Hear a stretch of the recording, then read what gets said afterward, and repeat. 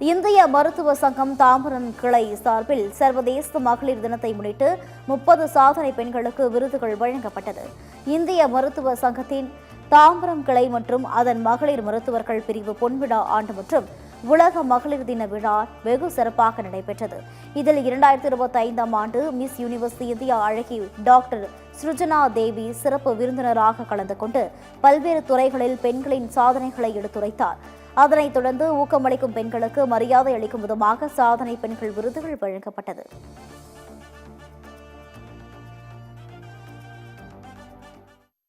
பெண்கள் இந்த international women's day பண்றது, அதுவும் இந்த வருஷத்தோடைய இந்த தீம் சமநிலையோட இருக்கணும் அப்படிங்கிறது. பெண்கள் எல்லா துறையிலையும் முன்னேறிட்டு இருக்கோம். இந்த உமன்ஸ் டே மூலியமா இங்க நம்ம தெரிவிச்சுக்கிறது என்னன்னா, எல்லாருமே ஒண்ணுதான், பெண் இல்ல ஆண் இல்ல, எல்லாருமே ஒண்ணுதான், நல்ல மனிதர்களாக இருப்போம், மேன்மேல சாதனைகள் செய்வோம் அப்படிங்கிறது எங்களோட கருத்து.